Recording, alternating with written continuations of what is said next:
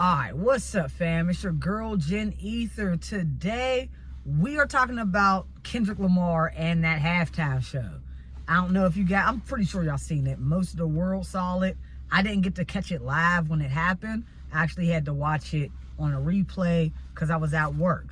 But, basically, there was like so much symbolism inside of that whole performance. And it wasn't even super overwhelming, but the thing with Kendrick that makes him very interesting is that he'll hit you on different levels. So he really does understand the art of symbols and how to use it. So depending on what you're looking for and what your level of awareness is or your level of spirituality, you're going to get a message regardless because he got it chopped through for everyone. So it's not like, I probably pointed out myself maybe 10 that I saw.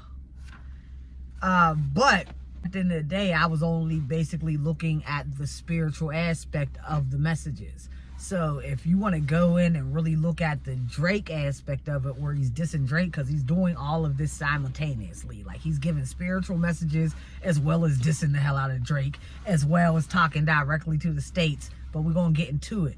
The thing that I didn't really get into is him dissing Drake because, you know, we know he's dissing Drake. He's been dissing Drake since like December of last year now. I don't know, it's been a long time since that shit started, right? So let's get straight into the performance and tackle all of the spiritual symbolism that I was able to point out. And this is just putting you, like, basically putting you into the rabbit hole. And go check out some more videos because I'm sure I wasn't able to catch everything. And like I said, he's a multi-dimensional being. This Kendrick guy, he is tapped in spiritually. That's why he layers everything like this. So if you're looking for the breakdowns with every way that he dissed Drake and all the symbolism with that, that's on the net too. So as soon as you click this button, it's going to be in your suggested videos, everything else. So you can continue the spiritual wormhole or get straight back into Drake and him. I like it all. All right, so let's get straight into it. We start off the performance with a surprise. Yo. My whole energy went up. I was cheesing when I saw Samuel L. Jackson. That's my guy. Like, the fact, someone said, the fact that I think it was T-Pain, like, the fact that Samuel L. Jackson didn't cuss through this whole performance is insane, which is crazy. But, yeah, I was, like, taken aback when I saw Samuel L. Jackson. It's another reason why I like Kendrick, because the way his mind works. And we're going to get into Samuel L. Jackson and what his role was, because I saw many different plays on that. One thing in particular that I'm going to point out. But yeah, so we got Samuel L. Jackson. He starts off the performance. He's dressed as Uncle Sam. Now, I was watching my guy, Infinite Waters. He made a very good point. Go check out Infinite Waters. He's the cat, or he's probably chilling with the cat down the road. That's his thing. Yeah, he's probably chilling with the cat down the road, right? So go check his channel out. But anyway, Samuel L. Jackson is dressed as Uncle Sam, which already makes perfect sense because Uncle Sam, Samuel L. Jackson, he's Unc. Like, that is Uncle Sam for us, for the black community. That's Uncle Sam, right? So that already is just lining up perfectly. Then the fact that he has him playing Uncle Sam, which is the personification of America. This is something that I've known. I guess Manifest Destiny, I might have even thought it was her as the personification of America. But yeah, so Uncle Sam, the personification of America. So anytime you're seeing Samuel L. Jackson, anything that he says during this performance, don't even necessarily look at it as Samuel L. Jackson. Just look at it as America's thoughts. He was playing the role of America. That's what Samuel L. Jackson was playing. He was also playing, I believe, a number of other roles, because one thing about Samuel L. Jackson and symbolism, I've been speaking about it or typing about it on like my timeline. But like I said, symbolism goes straight to your subconscious mind. It bypasses your conscious mind. And it is a way to get people information. And really, those who practice this, you want them to be in right mind and spirit, basically. When I say right, I'm speaking more of like a Buddhist terminology, but basically you want them to be doing this with great intentions, not to just, because at the end of the day, we have different, this is kind of what Kendrick's speaking on when we get to the part where he's performing Turn the TV Off, or he's saying turn his TV off, that's the line. Yeah, Drake diss, but it's also something else. So anyway, as far as having good intention when we're dealing with people who do know how to speak in symbolism, it's very important, because you can give someone good messages that are meant to help them in life, or you can feed them propaganda and messages that are only meant to serve your greatest purpose, and you don't care what happens to the receiver of the message. So we do have to be careful. But the art of symbolism, like I said, it just literally, it's the language of everyone, and it bypasses your bypasses your conscious mind and goes straight into your subconscious, where you really understand everything. So that's the great part about this. So like I said, Samuel Jackson, he is the personification of America, which is Uncle Sam, but he's a movie star. And when we look at movie stars, all they do is play symbols of other people. So Samuel Jackson, the first symbol that sticks out to me when I see him, and there's a lot, I love Samuel Jackson, so I know a lot of his movies, but one of the first ones that stick out to me is his personification, or when he played Steven in Django. Who was Steven? He's playing Uncle Sam. Steven was an Uncle Tom up and down, right?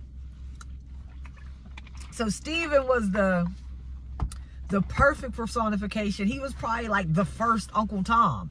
Now, I believe I was watching something where they were even saying that house, like either Steven grew up there in Candyland, I'm talking about Django, so he had literally been raised up under Candyland, and probably not the young man who was played by Leonardo DiCaprio, but he was probably raised up by his father. His father passed away, and he gave the house to the son.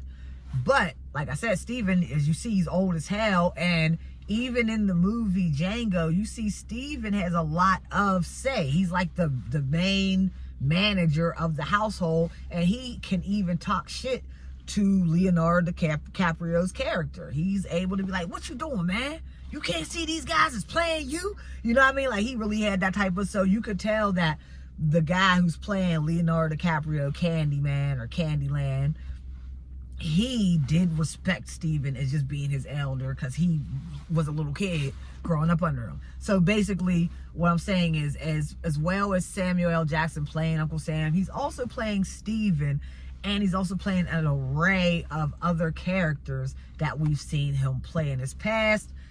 And another thing, as great as Samuel L. Jackson is, when you look at his characters, he plays some stereotypical characters. He's the personification of the stereotypical black dude. You know what I mean? When you see him in Coming to America, he's Robin Whack Arnold. When you see him in what's that? There's a Wesley Snipes is his brother in the movie. It's a Spike Lee joint. It'll come to me. Ebony and Ivory. It's like something like that. But basically, it's about interracial dating. But in this movie, he is the crackhead brother, and it's hilarious. I mean, he's great. But he usually plays the off-color, off-beaten, wild, you know what I mean, ninja. That's usually what he plays. So, in this performance, he's playing all of these characters wrapped into one, which is also, like I said, if he's a stereotype, most writers in Hollywood are white male writers. So these are white men, and his main guy is Quentin Tarantino. That's one of his best guys as far as the movies that he's in frequently. He frequents Quentin Tarantino movies. And this is like just giving you the breakdown. I'm not necessarily saying, oh, F Quentin Tarantino. No, it's just a breakdown. It's not personal. So anyway, as far as Samuel L. Jackson being involved, playing Uncle Sam, and also being put in situations where he's usually playing the stereotypical type of black guy, we can see all of these things. And then, like I said, the main character, that really stood out to me as he was playing Uncle Sam was Steven. Because Steven was an Uncle Tom. He was all for protecting Candyland, the place that had enslaved him. He literally had Stockholm Syndrome. Like, even, like, at the end of the day, Jamie Foxx, Django, he didn't kill Steven. Did he kill Steven? I think he did kill Steven, yeah. But that's because Steven was trying to fight to the death for Candyland. Like, that was his home. He loved it. So, like I said, I saw a lot of Steven in the Uncle Sam character. Now, Uncle Sam, Samuel Jackson, introduces himself as Uncle Sam, and then he says, "This is the great American game." Once again, a shout out to Infinite Waters, because he pointed out, like, nah, he's literally telling y'all, like, not the game, because this is the halftime show. So now it'd be different if Uncle Sam, Samuel Jackson, comes out at the beginning of the show and says, "Salutations, this is the great American game." No, no, no. He's telling you, even while the game stopped, you're still in the middle of the great American game, aka the Matrix. When the halftime show first started, you do see 9 squares randomly light up. They're like flickering. Now, the number 9, and I talked about this number because we're in the year of 9 right now. So I've already talked about this when I broke down 2025, right? So the number 9 talks about wrapping up a cycle. So we are at the very end of this. We're literally at the very end of a cycle, and we're getting ready to begin to move into a new cycle. So for that to be the first thing, even before you see Samuel L. Jackson, you see those 9 squares flickering on and off. And that's pretty much letting you know that, yeah, the game has begun. Yeah, I mean, I'm about to spark up some energy in here, but this is the end of it. This is 9. So by the time we're done with this, we're moving into a brand new cycle. All right, so before the event starts, he's letting us know that it's about to be over soon. Like, this ain't gonna take too long.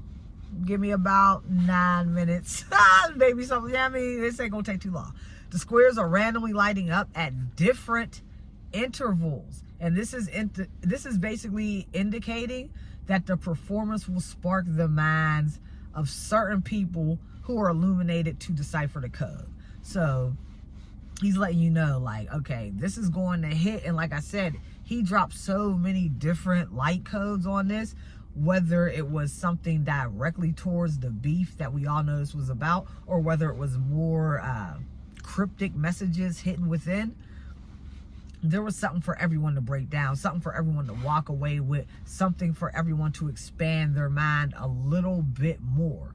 You know what I mean? Even if it was the fact of knowing that Donald Trump is literally sitting in the audience while this black man is doing this type of performance, so strong, so black, literally telling Trump, like, yeah, bro, I'm in here. This is what we do. This is our representation. So there's just a lot of us to be able to chew on for the next couple of days, which is really a part of us awakening, being able to have these deeper discussions and break down the symbols and things. You know what I mean? Opening our minds to new ideas, new ways of thought.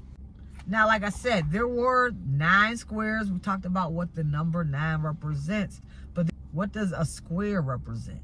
That represents 4 sides. So that's a solid, stable, grounding energy right there. So he's telling you, like, by the end of this, yeah, things are lighting up. It's a little hectic. I'm going to shake this thing up. But by the end of this, we're going to be closer to being a little more stable, a little more grounded in reality. So I'm here to basically wake us up so we can ground ourselves back in reality. How is that going to happen? Because after I'm done performing, we are going to get on the internet and have strong discourse about what this meant and begin to ground ourselves in reality. Now, also, the squares symbolize that this performance is meant to close out a long cycle.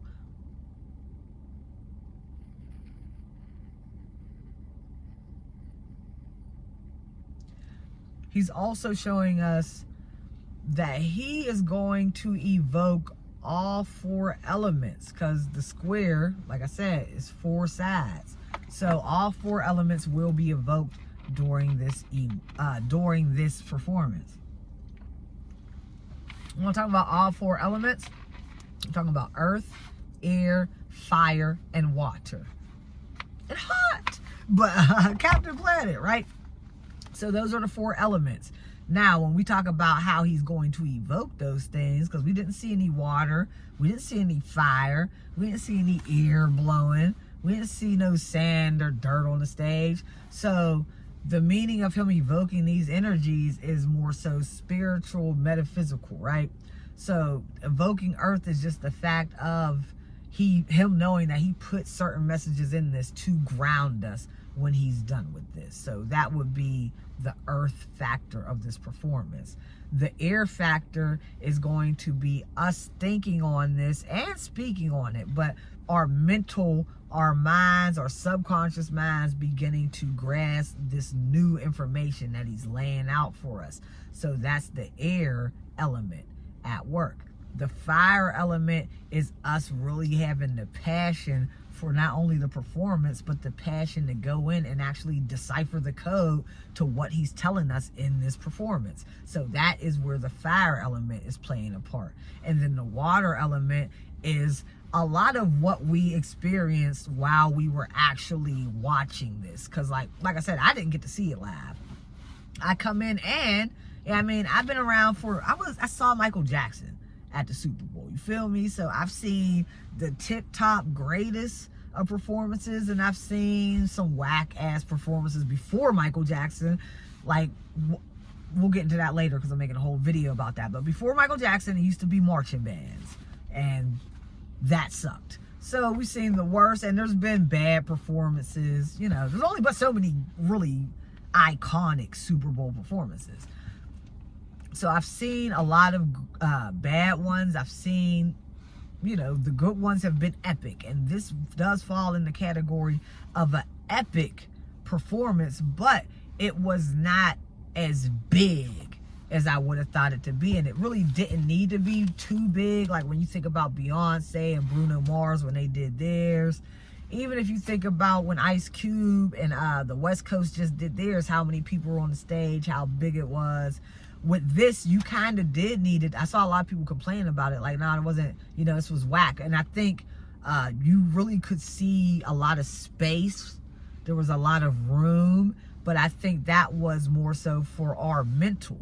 Because if you clutter that screen up too much now, we can't take everything in. So I have to look harder for these symbols that I'm pointing out to you. I didn't have to look hard for any of these symbols. I just literally watched the video and was like, this.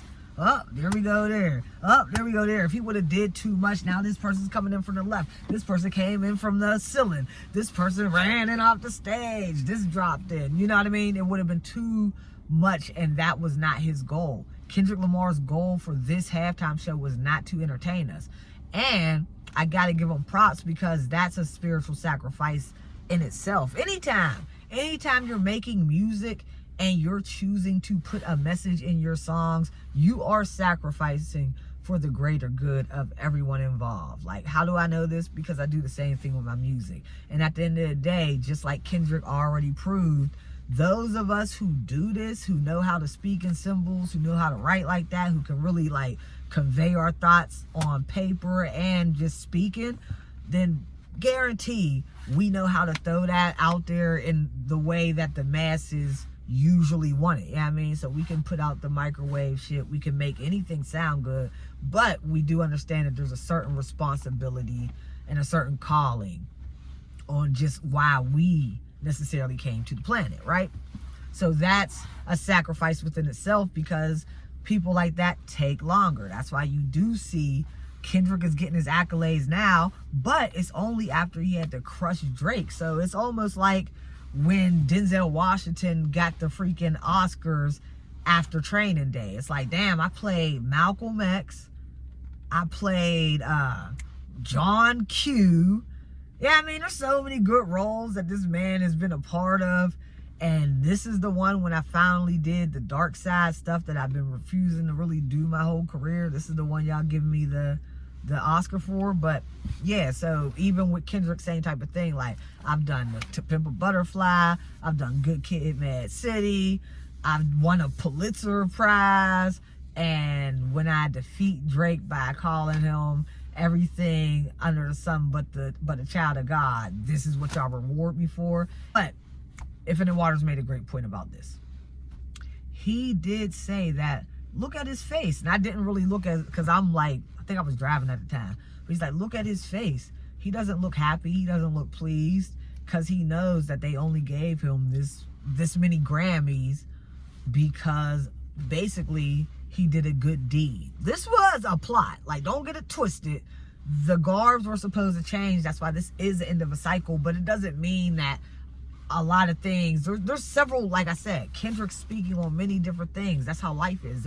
There are many different plots going on. Like, the Matrix is the Matrix for a reason. So when you see them numbers, them zeros, them binary codes just all falling, yeah, bro, there's a lot of shit going on in this shit. And it can all be happening in tandem, simultaneously, at the same time. All right, so the next thing that really stood out, and I love this part of the performance, Kendrick's on top of the Grand National, and then he starts to tell America that the revolution is about to be televised. You picked the right time, but the wrong guy. That is a mouthful, and that says a lot to me. So the revolution is about to be televised.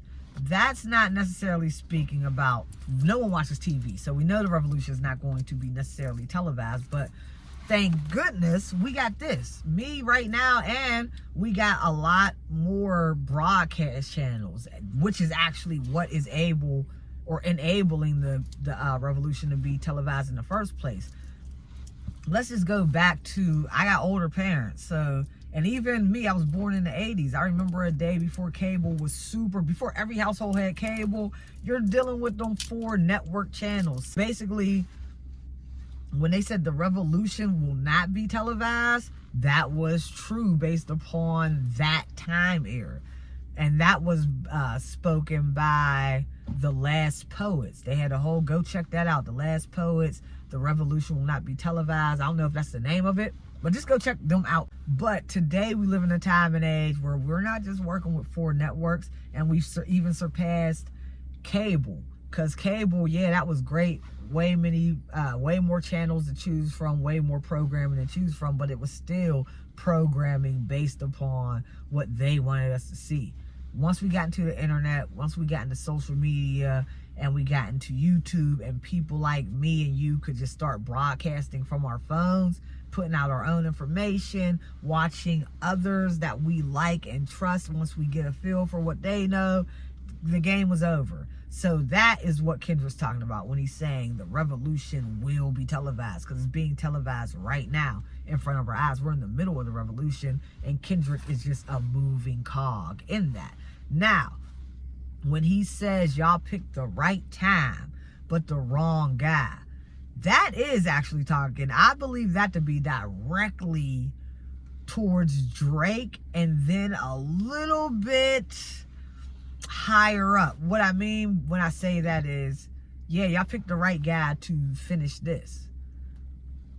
It's almost like he was trying to tell us something, like, listen, yo, they trying to pull me into some shit. So it's like, yeah, you won, bro. You beat Drake. Now we got this for you. But whatever they got for him, he may not want. So it's almost like letting them, like, basically saying it right now on national TV while everyone's here to see it and watching it. The whole America and some other parts of the world are definitely tuned in right now to hear me say, y'all picked the right time, but the wrong guy. So I'm not here to carry out any other plans that you may want me to carry out. So he's basically saying, like, he's being celebrated by the industry right now. But Kendrick looks at himself to be a true MC. True MCs do kick game, do kick knowledge, and he also considers himself to be an outlier. Like I said, Kendrick is spiritual, so he's not, this is why you hear him always talk about he's in the house, he don't use his phone. Kendrick spends a lot of his time in hermit mode, and I can completely resonate with that. So he's not like most of, not us, because I'm more so like, I understand where he's coming from, but he's talking shit on, he's not just like, first, okay, we'll get there later, but anyway, so Kendrick is more of depth. He's more into spirituality. He knows what's going on. Therefore, he's not willing to be controlled by the system. I mean, that's why he's like, turn the TV off, and literally turned it off. Like, nah. So that's why you do see him in hermit mode. That's why when he's telling you to turn your TV off, I can almost guarantee you this man does not watch TV. He doesn't spend time on social media. He's not plugged into the matrix. Like, in fact, Kendrick is unplugged like a Neo is unplugged, which is why he can destroy Drake, because Drake is totally plugged. Drake's whole life is geared towards the matrix, being big in the matrix, making people within the matrix happy. So when you come up against a force who is unplugged from the matrix and plays by a different set of rules, which when you're out of the matrix, you understand the matrix and how it works fully, but you also have a different set of tools that you can rely on that are just a lot greater than any tools the Matrix could ever fucking hand you. They're facts. The dancers didn't come out until Squabble Up came on, and they're all dressed in red, white, and blue. Now, to me, that was kind of like letting America know, like, listen, yo, y'all better get it together, because we're not blind to what's going on. I was having high-level debates today about everything going on. And it's not that I don't see that things can go left. I see that things can go left, but I'm so unplugged, and I do work with a different set of tools, so I don't really let the manners of the matrix stress me out, right? But with that being said, Kendrick is letting basically Trump know and the world know that, listen, this shit could go left, and get this together, or it could be a squabble. Squabble up. Squabble up. You know what I mean? So that was a very strong message, and I feel like he was sending that straight to Donald Trump. So it was almost like saying, like, he's basically giving a forewarning to a civil war, making sure that everyone understands, like, nah, it could get ugly like that. You know what I mean? Red, white, and blue. Squabble up. Squabble up. After this, Uncle Sam comes out and says, no, no, no, too loud, too reckless, too ghetto, and ask if he really knows. Kendrick, do you really know how to play the game? Then tighten up. So, once again, remember, Uncle Sam being played by Steven from Django / Samuel L. Jackson is a representation of America. So this is America saying to all the ninjas on stage, no, no, no, we don't want to see this. Even a lot of people that were at the game. Remember, this football game is expensive as hell. A lot of these people have a lot of money. A lot of them are conservative, and they didn't want to see a rap performance, especially not this type of rap performance with no hit songs. It's really just a deep rap performance at the end of the day with symbolism, and you can kind of tell that he's dissing America as he's on the stage, when most of these people are going to feel like, I just came here to enjoy a game. What the hell is this, right? So with that being said, a lot of people were not happy with this. But Uncle Sam is just letting y'all know, like, yeah, you're too loud. America's letting you know you're too reckless and you're too ghetto. Do you really know how to play the game, blacks? If so, then tighten up. All right. And that's just that. I don't even really think there's more to, that's just literally letting you know how they see you. Like, do you really know how to play the game? And knowing how to play the game is, they want you to play the game, though. They do want you to play the game. Okay. So now the next thing that I really noticed, I think this is before Stars with SZA starts playing with SZA. Yeah, I think this is before Stars with SZA starts playing. But they are marching around a circle, and they're wearing white and red. Now, this is to represent wholeness and the infinity loop. Also, it represents perfection and unity, and that no beginning Oh, and that there's no beginning or any ending. So they are letting you know that, yeah, we're about to close out this cycle, but there is no ending, there is no beginning. As far as the circle goes, them walking around it and it's getting towards the end of the performance, they're kind of letting you know that we're about to close this thing out. But there is no ending, there is no beginning. So no matter where you see it, it's all about perspective. Either when we end this performance, it's just the beginning, or we end it and it's the end for you. You know what I mean? But they're letting you know that, you know, we're about to be at a full circle moment. This is where we're at. This is a full circle moment. So after that song, we hear, they not like us. They not like us. They not like us. They not like us. Now, any other time I've ever heard this song, I have heard it from the perspective of Kendrick dissing Drake.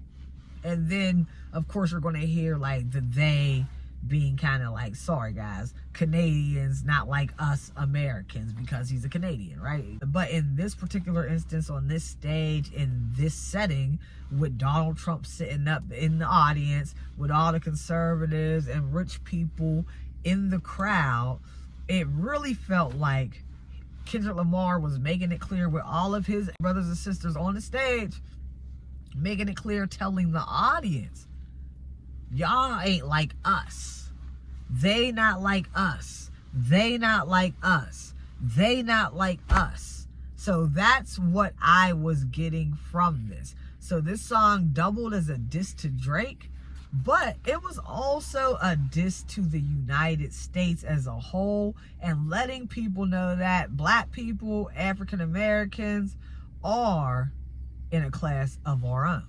That's just that, right? So the last song is Turn His TV Off. Now, I really found this to be interesting. Turn his TV off. Off top, you're just thinking this is like the knockout punch to Drake. Turn his TV off. Turn his TV off. Turn his TV off. Turn his TV off. But they're not talking about Drake in this particular instance. And really, he never was just talking about Drake. This performance just allowed him to highlight everything he was saying, because the way you throw in the American flag with the dancers in formation, the way you throw in all of this other symbolism, we get a better perspective of what GNX the album is truly about. And most of it is not about Drake. Most of it is this perspective letting us know where we stand and where we need to be moving. And basically, like I said, he's speaking in symbols for a couple different reasons. There's many reasons to speak in symbol and code. So he is doing it for a reason, but just the practice of us listening to it, especially with right now, Kendrick being at the hottest he's ever been in his career. So all of our eyes and our ears are on him. Like I said, symbolism bypasses your regular mind, goes straight to your subconscious, so you're going to understand it. So it's perfect timing for all of this messaging to come out, which is why he chose to not just do his hit songs from his catalog, and made sure, I'm going to take full advantage of being on the biggest stage in America while I'm the biggest artist in America. I'm going to take advantage of this and put out some messages that need to be put out. Let people receive what need to be received. This last song, Turn His TV Off, is a literal message telling us to stop watching and believing all of the propaganda that is being pushed on our television sets. Now, I was just talking about this because I turned my TV off back in 2019, might have been like the end of 2018. So I made a conscious decision to no longer watch the television, because I didn't want to watch anything being fed to me. And like, I'll still get on the internet and I'll search things that I'm interested in watching, but I don't necessarily have there. And now, back then, because the internet advances so quickly. So even in 2018, 19, when I made this decision, the internet's algorithm wasn't so quick, or our data wasn't being sold at such rapid paces for them to be able to track or be able to send me whatever they wanted. So now, yeah, it's starting to run back into like that television programming thing, but we still have more control dealing with our phones on what we want to watch, who we want to watch. So the last song is just telling us to turn his, Uncle Sam's TV off. It's a literal message just telling us to stop believing in all of the propaganda that's being pushed on us and to turn this TV off. Why should we be turning the TV off? Because when you're getting all of your information from sources that are literally paid to say a certain thing that may not be true, it just may be based upon how much money their news station was paid to say it, then you are being misled. And it is taking away your critical thinking faculties. A lot of us have lost that skill. A lot of us cannot critically think on anything that's going on. We literally depend on someone else to feed us the information and tell us verbatim how we should think, feel, and react. So without critical thinking, you might as well literally be a vegetable. Yeah, you walking around, you breathing, but your brain dead if you're not critically thinking. So basically that is why he is urging us to turn our televisions off, so we can get rid of the noise, get rid of the propaganda, and begin to clear our minds and come up with our own thoughts, our own ideas on how we truly feel without someone else shoving their thoughts down our throats. So the last thing is the game over. Now, this text symbolizes the end of a cycle, like I said, or the beginning of a new cycle, because never ends, never begins, right? There is no ending and there is no beginning. So it does symbolize the close of an old cycle, but it also symbolizes the beginning of a new cycle. And it also allows us to end his performance basically where we started, because there is no beginning, there is no ending, which is also a very powerful way for someone to close out a message. It's literally like wrapping it up with a bow so he knows his message is complete. Very, very, very slick how this man uses symbolism. He knows what he's doing. He's a G. So all I can say is salute to you, Kendrick. Salute to doing your due diligence, making sure you got a message out to us when you really could have basically been very egotistical about this and said, listen, this is my time to shine. We doing all my hits, baby. Let's celebrate me. Nah, you really went out there and did your thing. So I appreciate it. I hope you guys appreciate the video. Let me know what you think about this breakdown in the comments. Like, share, push this out to more people. If you do, if you watch it, make sure you hit the like button, y'all. It's your girl, Janitha. I'm out. Peace.